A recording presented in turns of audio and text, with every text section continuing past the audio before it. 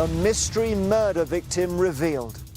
Once we get to the name, we can work on who would be responsible and why would they want to have killed him. The pensioner beaten to death at his home.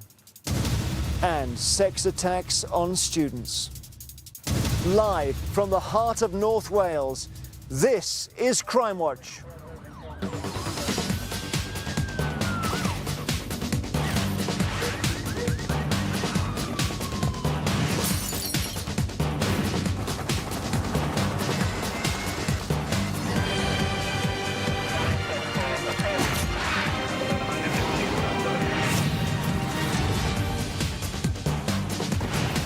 Good evening and welcome to the last in this series of Crimewatch. Tonight we're coming to you live from the stunning Clynbrennig Reservoir in North Wales. Just across the water from here, the remains of a murdered man were found. The full details coming up, but first, Tina Dahealy is here with everything else we have for you tonight. These officers are ready for your calls on our latest wanted faces and CCTV.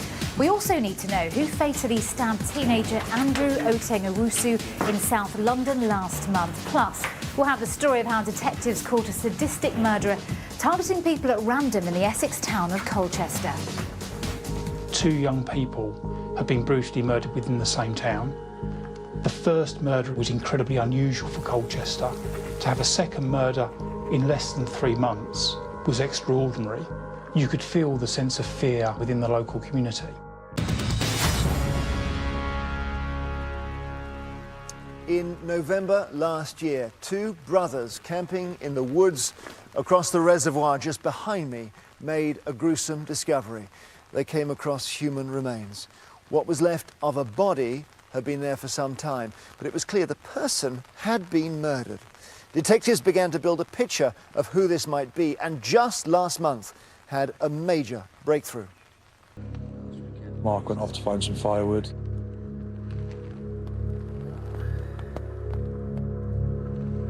I walked about 10-15 yards away from my brother and I found some bones on the floor. And then on closer inspection realised that they're actually human remains.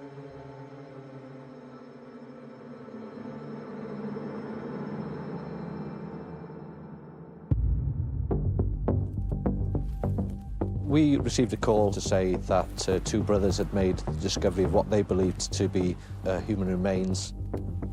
We sent local officers to make an assessment, and they concluded that it was part of a human body. We had to set a strategy to ensure that we maximised all available forensic recovery from this location. It was a painstaking examination. The body was fully decomposed. But over a period of 2 weeks, we managed to find and recover almost the full skeletal remains of an adult male. The injuries to the body were suspicious. The male suffered significant head trauma. We believe this person had been killed. But we didn't know who this person was and who may have been responsible for that killing. Forensic scientists began building a picture of the victim. The post-mortem procedure gave us a lot of clues. The man was beyond 54 years of age at the time of death, but probably in his 60s. He was between 5'8" and 5'10.5" in height, had suffered some injuries during his life, a fracture to his nose. We also know that he suffered from arthritis and also would have had a problem with his spine that would have caused him limited mobility in as much as there was some fusion of the spine.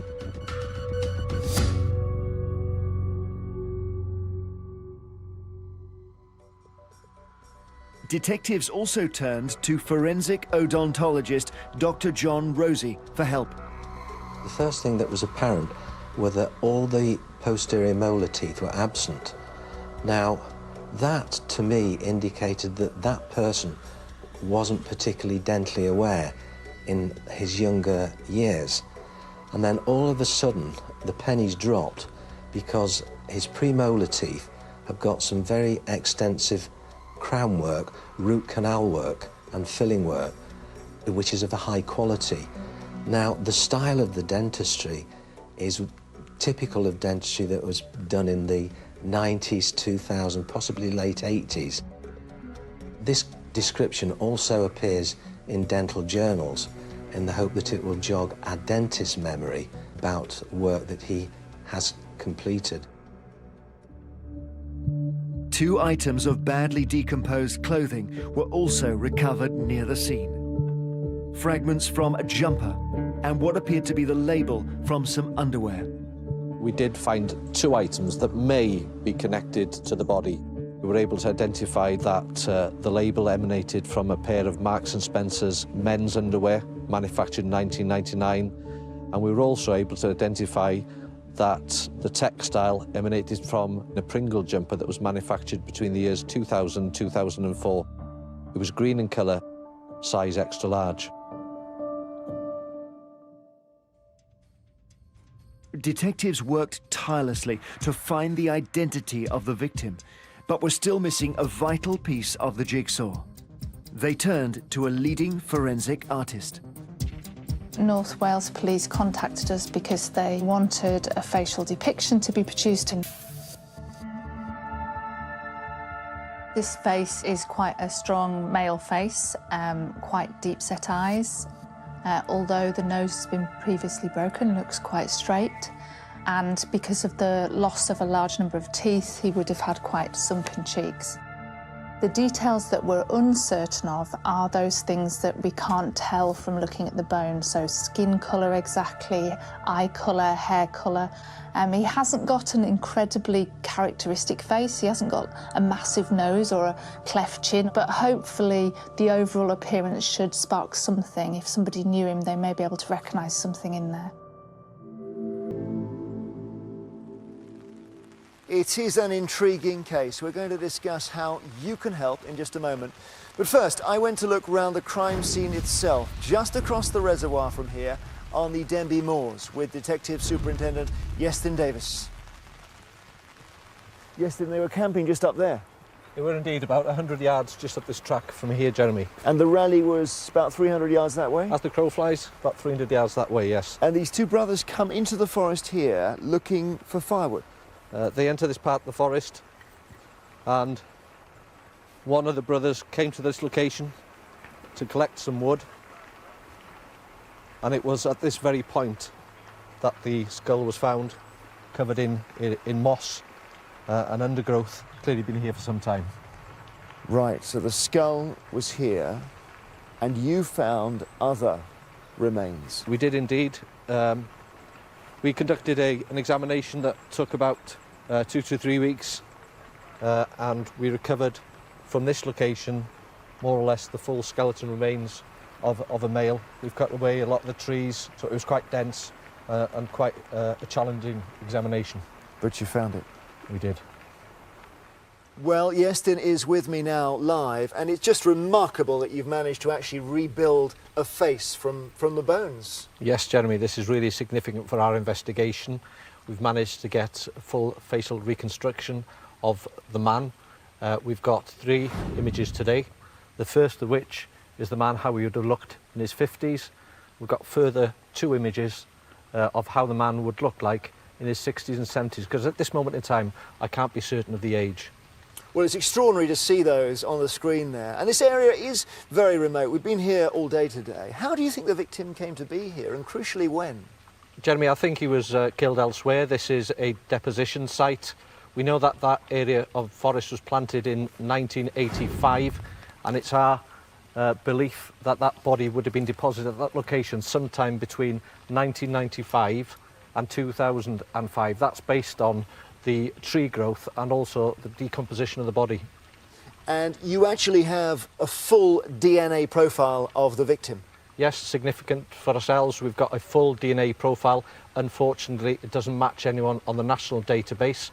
However, I would ask for anyone who think they may recognise this person to contact us and give us the name so we can progress the investigation. Because the key thing is first you identify him and then you identify the person who killed him. Indeed, that's going to be really important for us. And I'll also ask for people from the medical profession to get in touch with us. We've discussed the spinal damage to the body and also the previous fractures. And there might be someone from the dental profession who might recognise their own work here. Ultimately, this is someone's loved one. I need to find out who this person is so that my investigation can progress. Thank you, Iestyn, very much indeed. Let's just take one more look at the image if we can. If you've got any idea who this might be, please call us now on 08 085 600 600. Calls are free from landlines and mobile phones, and the numbers will be on screen throughout the programme. Tina. Time now for our CCTV roundup, and we've got some particularly brazen lawbreakers tonight, so keep your eyes peeled. A man in a hat and glasses enters a newly refurbished hotel in Watford. He bypasses reception and heads straight for the rooms. It seems like he can't find the right level. He starts on the 3rd floor and goes down to 2nd. What's he up to? The man creeps down the corridor. Maybe he's found what he's been searching for. If you look closely, you can see he's holding a bottle, but it's not water in there. He starts a fire outside one of the rooms. He runs away, but his sense of direction fails him again, and he ends up in the basement. When all the guests head for the exits, lo and behold, he's finally found his way out, but this time without his hat and glasses. This could have been really serious, but thankfully no one was hurt. Take a good look at him again. Someone must know who he is.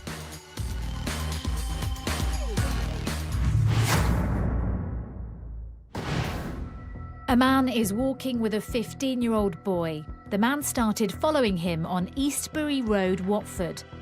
As they approach Bushey train station, the man asks if the boy will engage in oral sex.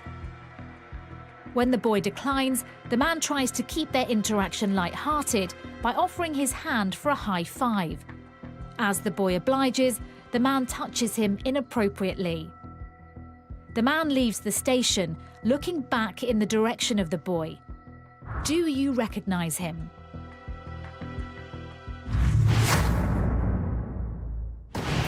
Look closely at this one. It happens rather quickly.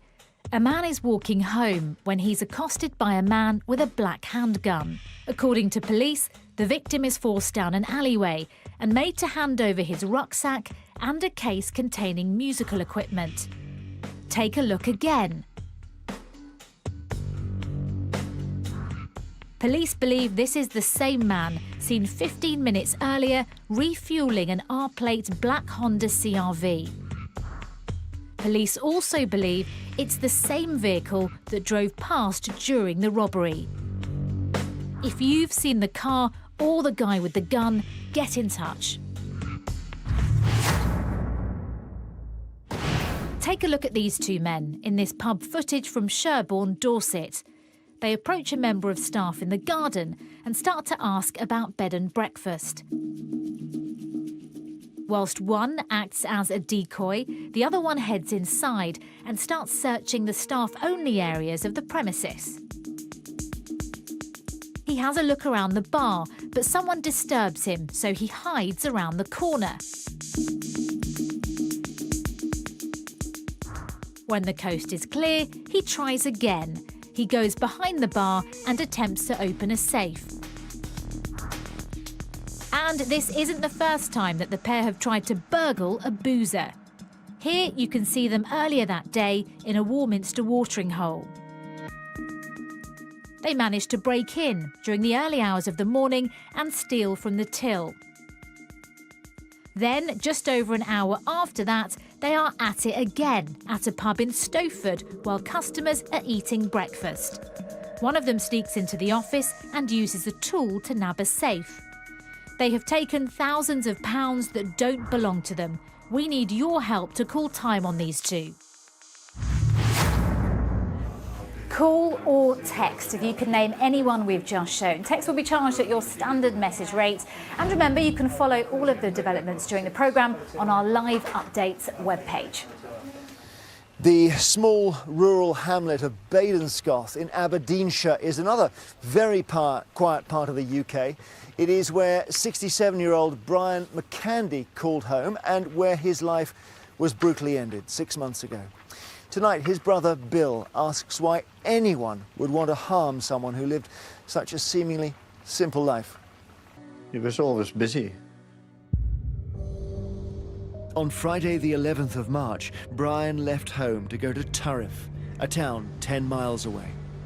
These are the last known CCTV images of Brian capturing him in the town's Bank of Scotland branch that morning. Detectives made it home around 1 p.m. The next day, Saturday the 12th of March, some friends visited his home. When they couldn't get an answer, they called the police. They forced entry and found Brian's body inside. He had been murdered, likely attacked with a heavy weapon. We just can't put our finger on the reason for it happening. There seemed to be no apparent reason. Well, it's not easy to move on. Sometime in the day you always think about what happened. Brian's murder shocked the entire community. They cannot understand why such a quiet and unassuming man was killed. Detectives believe the answers lie locally.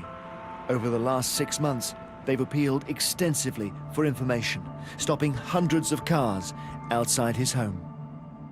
Is there somebody going to come forward? We might get a bit of information or sometime, hopefully. Somebody somewhere knows what happened. If we're going to keep a secret now, it's either come forward and tell the police, or you've got to keep a secret forever.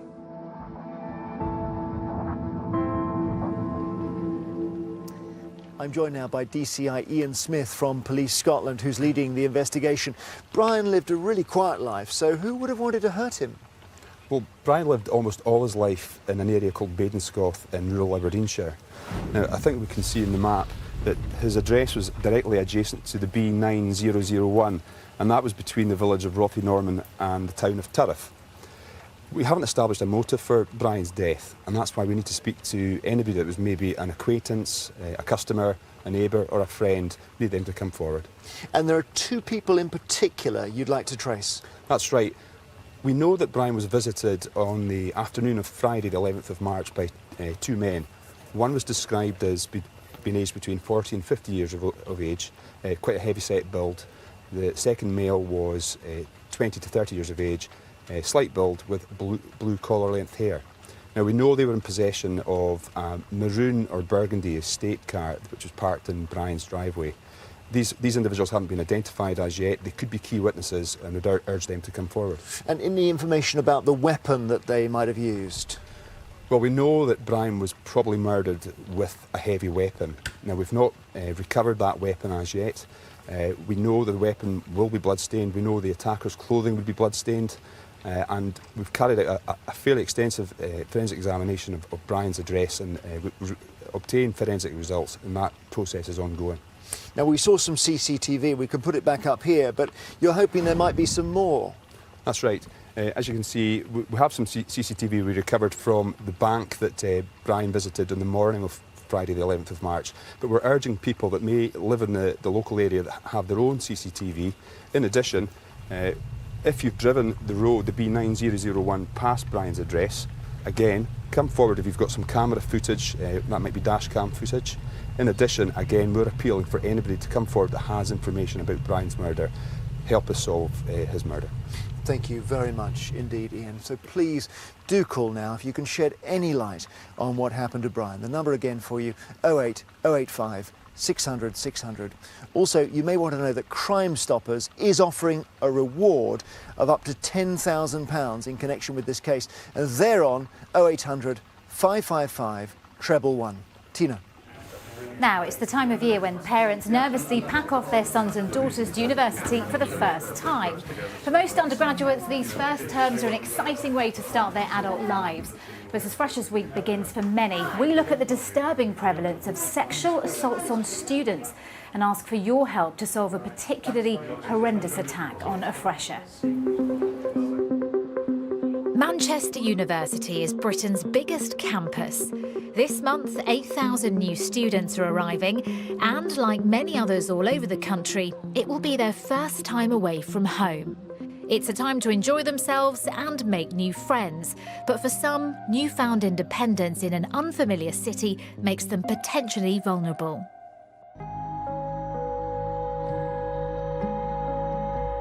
Something Tahir Nazir, the so-called university prowler, took advantage of when he travelled to towns across the UK last year, targeting student accommodation. South Wales police became involved after reports he'd broken into a student's house and climbed into one of the beds. A few weeks after the offence in Cardiff, he committed an offence up in Manchester. We then looked at the CCTV footage and we could see that he was actually entering into the premises and he was literally just trying doors and I would just say, trying his luck and going into the rooms purely looking for girls. I genuinely believe that Mr. Nazir was predatory in his behaviour, knowing that there would be far more students around, unfamiliar with their surroundings. Tahir Nazir was eventually caught after sneaking into student accommodation in Manchester, and in May this year he was found guilty of trespass with intent to commit a sexual offence, a sexual assault and attempted rape, and was sentenced to a minimum of 12 years. While this was a very unusual case, sexual assault is higher among female students when compared with other women. In Manchester alone, 109 sexual offences against students were recorded last year, something the University Students' Union are desperate to change. I am Jenny. I'm the Women's Officer here at the Students' Union. They identified key areas of the city where they felt most vulnerable. We asked students to sort of actually physically pin on a map the areas of Manchester that they felt most at risk. In terms of street harassment and being approached, this is definitely an area that concerns students.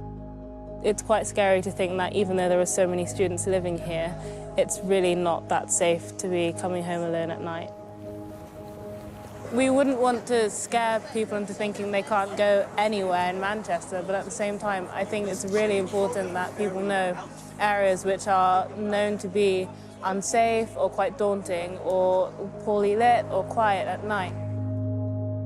To fight back, they organised a march to take a stand against street violence, sexual harassment and rape. When we did our Reclaim the City, what we did was we brought the gazebo, we brought the lights, we really filled it with noise and music, and we made this space safe again. The police are also keen to play their part in keeping students, both men and women, safe. We're out tonight to offer support, guidance.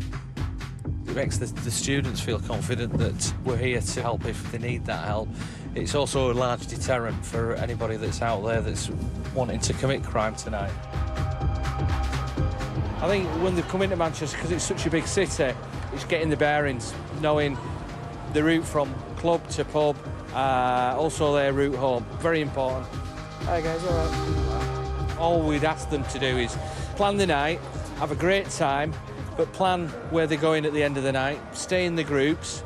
If they feel vulnerable or they feel as if they're being followed or they're at risk, there's plenty of points, stores, offices that are around that they can go into. But for one student, this wasn't enough, even though she shared a licensed taxi home with a friend. We've changed the identity of her and her mother to protect them. I didn't want her going away, but I was really proud of her. And then she got the results that she needed and she couldn't wait to get out. It was like she had the world at her feet. I was like, no. Amy left the taxi, but as you can see from this CCTV, the man stayed with her before finally pulling her into an alleyway, and then he raped her. I just sort of remember when it was happening, he was like grabbing my mouth and telling me to be quiet and holding me down. It's kind of like when you get to the point when you give up trying to fight because you know there's no point. It's going to happen anyway.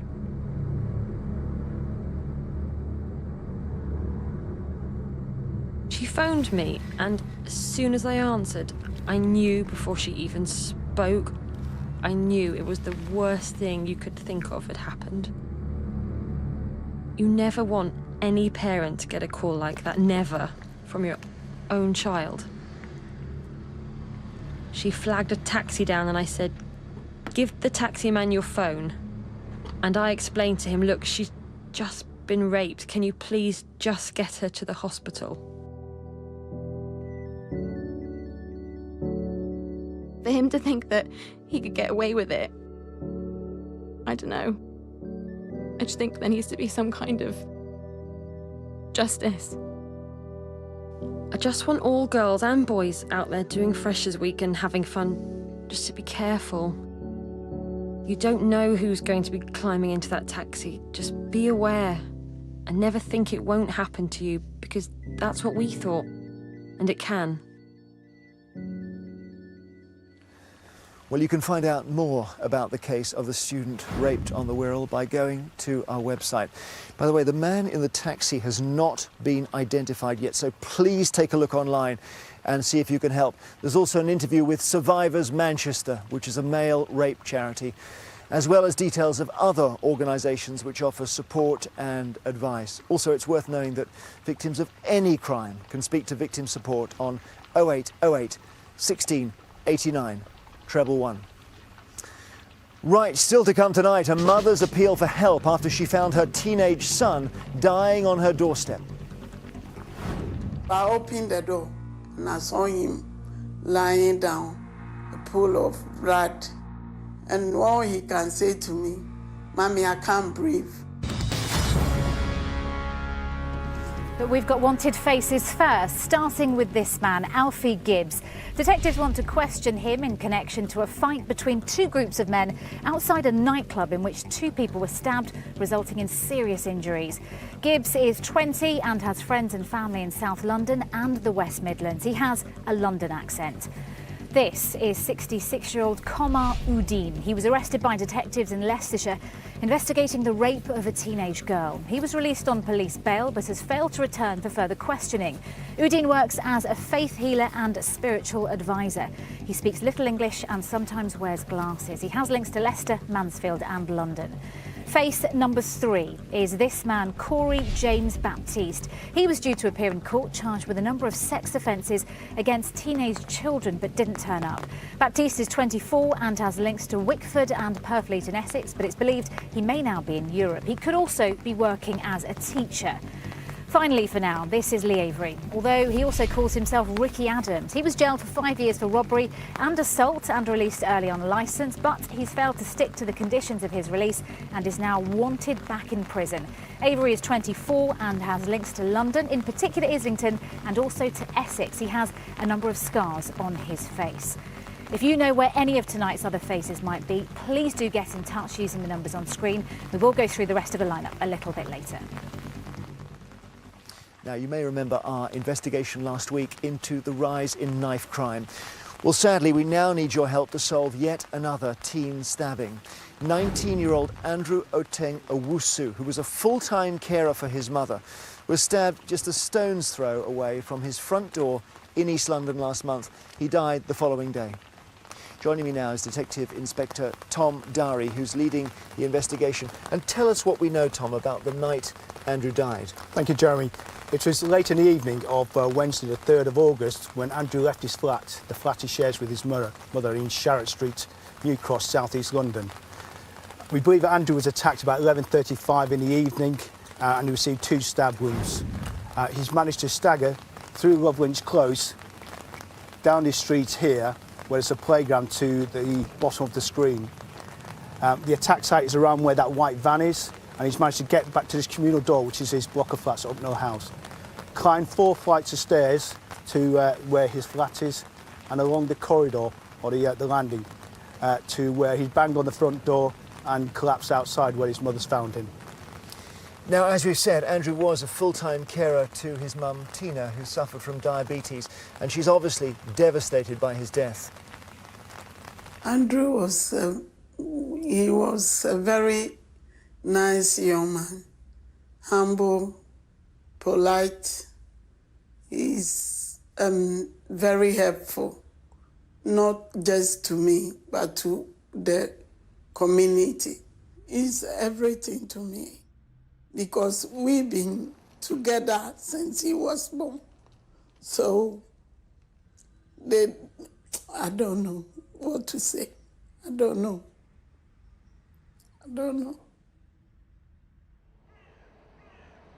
If they catch them, it will not bring Andrew back. But I want them to get caught because they won't go out and do it to somebody else. Well, that was Tina, Andrew's mum. What can people do to help you catch his killer or killers? Well, we know Andrew was attacked in Lovelinch Close at a junction with Hornshay Street, which we can see on this map here, which is only a stone's throw away from his actual house, Upnall House, where the flat is located. When Andrew staggered into Lovelinch Close, there was a playground on the right-hand side, which had 5 witnesses. What we do know is that the witnesses have shouted across to Andrew to see if he was okay, but he shouted back, "No, I'm bleeding." But we also believe that Andrew was in company with a black male who appeared to be either herding or guiding him back to the flat. But unfortunately, this male has then peeled off to the left-hand side and through a gate into Hornshay Street. We would like to try and trace this black male who maybe hold vital information for us. You've got some CCTV, haven't Yes, you? Yeah. We have very, very limited CCTV. However, we've got some pieces of witnesses we'd like to speak to and which we have pulled together in this slide here. So take us, show us what you've got. What we have is a black male with a beard in a grey tracksuit who appears in a street near to the actual murder scene twice within a short time frame of leading up to the actual murder. And we'd like to speak to this man. In the next shot, we have a cyclist who comes out to that junction at the top of the screen, looks over their shoulder as though they've been distracted by something. What did they see? What did they hear? We'd like to speak to that person as well. And this man here in the stripy top, we would like to try and trace him as well. He may hold vital information as he was in that area at the time of the murder. Well, it's a tragic case, and Andrew was just murdered at just 19 years of age. Thank you very much, Tom. Please do get in touch using the numbers on the screen if you can help at all. Tina. Well, let's just catch up now on new developments since we've been on air. Yeston is investigating the body found in the woods just over the water from here. It's been busy on the phones. What's the latest? It has been very busy and really encouraged by the calls we've had in today. A number of names have been put forward in this case. I'd just like to remind viewers of the facial reconstruction that we have in this case. There's the image. That's a person aged in his 50s, but we've got the other images. He could also be in his 60s or 70s. He could be in the 60s or 70s. I'd like to remind viewers as well, we have a full DNA profile. So you can rule people out. Thank you very much indeed. Keep the calls coming. Thanks, Tina. So still to come tonight, the Colchester dog walker whose instincts may well have saved her life. He was standing in the middle of the footbridge. He's turned around and looked at me, and I've obviously panicked because he didn't look quite right. So I've just turned straight back out, more into the open, and that's when we called the police.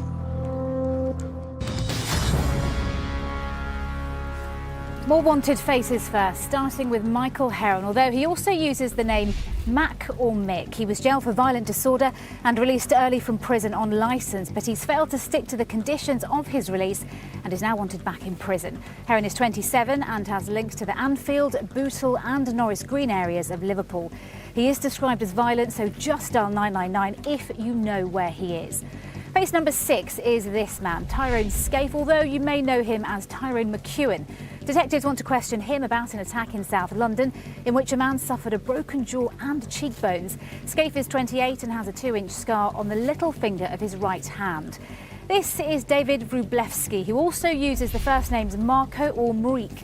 Detectives want to question him in connection to numerous offences of pickpocketing on buses across London and also an incident in which a woman was pushed off a bus. Wrublewski is 33 and originally from Poland. He has a scar on his left cheek. And finally tonight, this is Uziz Foussassi, although he may be using a different name. He was questioned in connection with 2 counts of fraud and perverting the course of justice and released on police bail. But he's failed to return and is now wanted. Originally from Nigeria, 40-year-old Foussassi now has friends and family in Leicester, Coventry and Birmingham. He has a number of scars on his face.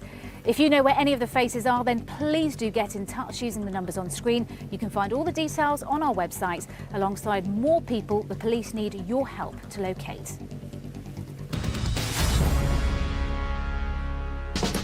Updates now, and detectives leading the hunt for the male who sexually assaulted 2 young girls at Legoland in Windsor say they have received more than 200 calls as a result of last week's Crimewatch appeal. The 2 6-year-olds were on a day out with their families last month when they were assaulted in the Castaway camp area of the resort. Officers say viewers have also sent in videos and photos taken on the day, which could help the investigation. They're also following up 8 new leads of particular interest. In March last year, we featured the horrific attack on Darren Pigeon in Essex. He was scarred for life after being sprayed with acid through his open car window. Well, earlier this year, Ashley Russell was handed an extended sentence of 17 years for the attack. And this woman, Christina Story, received 8 years. The detective on the case said the Crimewatch appeal was a significant factor in bringing the 2 offenders to justice. Great work. And you may remember we featured the shocking sexual assault on a 19-year-old woman in Cardiff. She was attacked in October 2013 as she made her way home from a Halloween party in the city. Well, this man, Stanislav Demator, pleaded guilty in July this year to attempted rape and sexual assault and has been jailed for 10 years. Your calls have also helped detectives solve part of a murder mystery that we featured in December last year. We asked for your help after human remains were discovered by workmen digging a ditch in Bracknell. Police knew the man had been murdered but couldn't identify him. Someone watching the programme recognised the facial reconstruction we showed as Ivaris Danilovic, and his family was traced back to Lithuania. Detectives still need your help, though, in piecing together who killed him and why. Please call if you knew Danilovic or have any information about his last movements. And you may remember some of these wanted faces who are now behind bars thanks to you. Alan Smith, featured in April last year, wanted for conning vulnerable victims out of hundreds of thousands of pounds. Well, your calls led detectives directly to him, and earlier this year he was jailed for 4 years and 4 months. This man, Paul Price, was wanted after £20,000 worth of biscuits were stolen from a factory in South Wales. In April, he was jailed for 3 years and 4 months for his part in the theft. And finally, this man, Daniel Rutter, is safely back behind bars. He appeared as a wanted face on our March programme after escaping from prison, where he was serving a life sentence for wounding with intent. He handed himself in after the programme and will now serve the rest of his sentence. Great work. Thank you so much for all your crucial calls. On last week's programme, we told you about Essex Police's major investigation into 2 seemingly random murders within the space of 3 months in Colchester. With little CCTV and no witnesses, the investigation team had their work cut out to ensure they caught the killer before he struck. 5 murders in Colchester in less than 3 months. It's important that people don't go out alone in isolated places. On the 17th of June, student Nahid Al-Manir was found stabbed to death on a public path. The 31-year-old from Saudi Arabia was studying at the University of Essex. She was on her way to the nearby campus when she was attacked. It was clear that she'd been the victim of a vicious assault. 2 young people had been brutally murdered within the same town. The first murder of Jim was incredibly unusual for Colchester. To have a second murder in less than 3 months was extraordinary. You could feel the sense of fear within the local community. People were saying, we're not going to go out. We're not going to go out on our own. We're not going to go out at night, especially the elderly. Very, very, very worried. It was terrifying. Detectives immediately launched a second murder inquiry. There was speculation around whether or not her being dressed in traditional Muslim wear could be a factor. There was never any evidence that that was the case. Again, this appeared to be a random attack. They began an extensive search of the area. We recovered literally hundreds and hundreds of items. In total, over 14,000 items were submitted for forensic examination. But again, no murder weapon was found, and detectives had very little to go on. There were no eyewitnesses that had come forward. There was no CCTV that covered the area. There was some CCTV imagery of her passing a parade of shops. That image certainly didn't appear to show anybody following her. It was clearly going to be one of the most demanding times for our investigative teams in the north of Essex that we'd ever faced. They found just one trace of the killer. There was a very small amount of DNA that was recovered from Naheed's body, and that was preserved so that that could be subject to examination in the future. 2 brutal knife attacks within 3 months. But were the deaths of Jim and Naheed actually connected? It was clear, whilst there were some similarities, there was no clear evidence that linked those 2 murders together. And it was on that basis that we deemed that the investigations would be separate but parallel. They began to bring people in for questioning. We looked at 69 people who had been identified as they'd either committed knife crime in the area or violent offences or were suffering from significant mental health conditions that warranted us speaking to them. One of those people was a 15-year-old boy. He had one previous offence for a knife point robbery at a local newsagent's. He said that he was at home on his own and he hadn't gone out that morning. I was in all morning on my own. We were never able to eliminate him, but in comparison to some of the other people that we looked at, his offending history combined with his age didn't flag any particular concerns. As the investigation progressed, officers made nationwide appeals for help. We were making significant public appeals. One in particular was regarding a dark tan jacket that was described as possibly Italian designer in style. A number of witnesses described seeing somebody leaving the area wearing a jacket of that type in the minutes that followed Naheed's murder. That became a key focus for us. As they had done with Jim's case, they turned to Crimewatch. We're particularly keen to trace a male seen wearing a distinctive beige jacket. Despite those repeated appeals, nobody came forward and described who may have been wearing that jacket. Whilst a number of arrests were made, a year passed and detectives were no closer to catching the killer or killers. It was horrible, day to day, a waiting game. And every time the phone rang and it was my liaison officer, it was a question, oh, have they found somebody? We knew that we were building a picture, but we didn't have that vital piece of evidence, even after many months of tireless work. You sometimes think, I don't know where the answer's going to come from. You know, I always thought that we would find out who did this.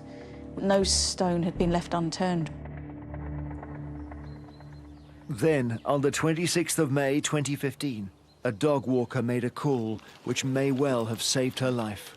On this particular day, I'd literally got to about here and I could see the picture of the back of a man's head. He was standing in the middle of the footbridge. He's turned around and looked at me, and I've obviously panicked because he didn't look quite right. So I've just turned straight back out and walked the same way I came in. There was another lady down there, and we came back in together.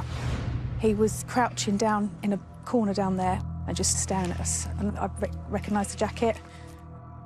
And we literally just got straight out of here, more into the open, and that's when we called the police.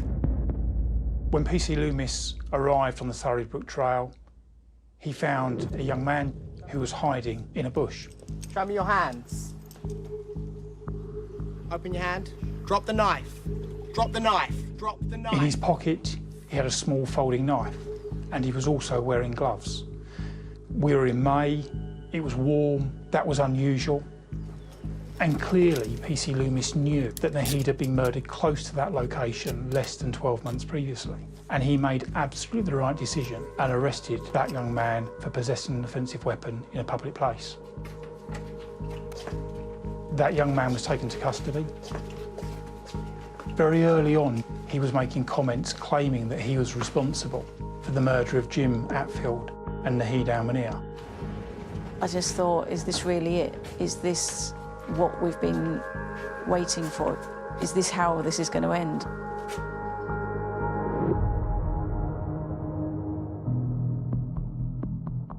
The teenager in custody was 16-year-old James Fairweather.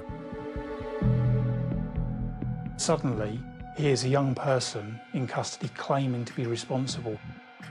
That meant that he would have been 15 at the time. The first reaction of many was that of disbelief. How can somebody so young be responsible for 2 brutal attacks? But their work was far from over. I knew at that point that his admission alone would never be enough. We conducted a number of searches at his home address. We did recover a number of items relating to what appeared to be a fascination in serial killers. Detectives also spent many hours interviewing the teenager. Sitting in an interview room across the way from someone who's polite, but describing such ferocious attacks was just quite a surreal feeling.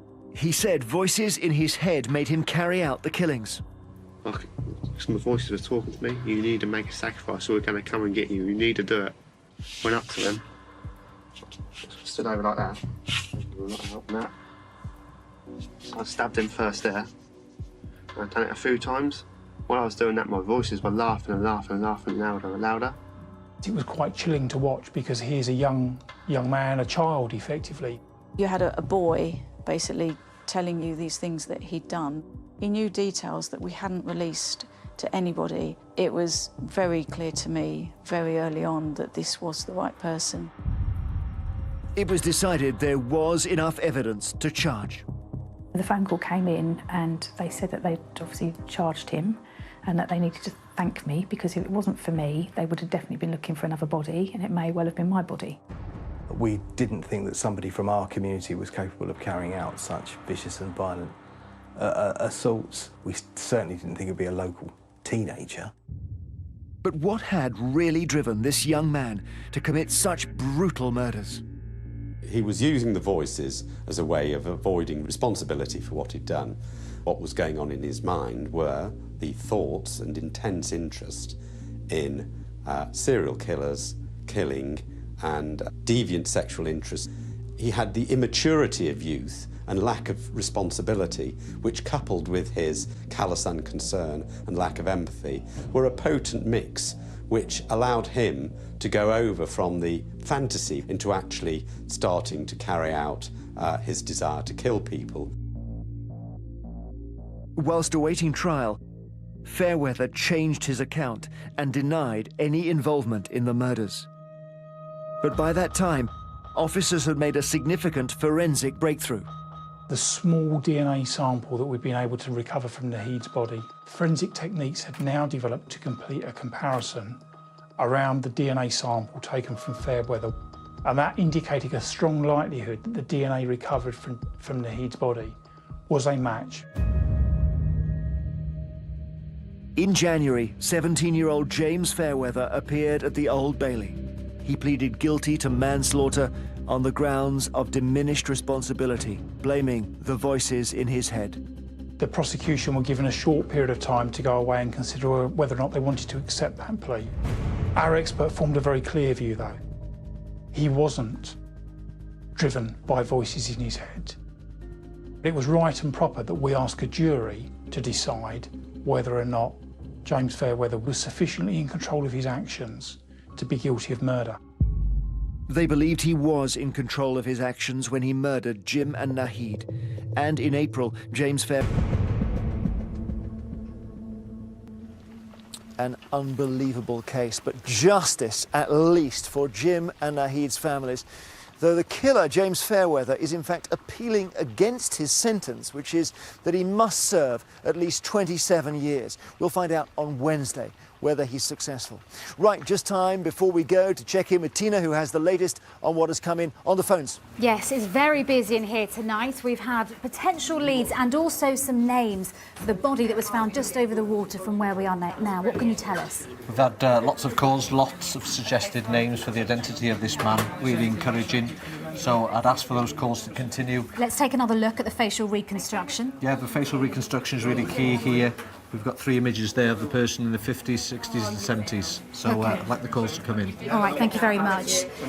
Ian, how's tonight been for you? A pensioner beaten to death in his own home. Has any useful information come in? Yes, we had a really encouraging response this evening, particularly in relation to the maroon estate car that we appealed for and the 2 men that accompanied that car. And Tom, you haven't had the crucial call that you need, but you are announcing for the first time a reward. Yeah, we're offering a reward of £20,000 leading to the arrest and prosecution of anyone held responsible for the murder of Andrew. OK, now this was a mother who found her son dying on her doorstep. If you know anything that could help, please do pick up the phone, get in touch. Well, that is everything for now on BBC One and indeed for this series. But you can still follow all of the developments on our live updates webpage. Head there for the latest from the detectives as they chase up all of your calls. Also, do please take another look at the reconstructions, wanted faces and CCTV, which all stay online after the programme is taken off iPlayer. The phone lines stay open until midnight tomorrow, so keep dialing if you can help. We will be back in the spring, but for now, thank you so much for all of your calls. They really do make a difference. From everyone here in North Wales, goodbye.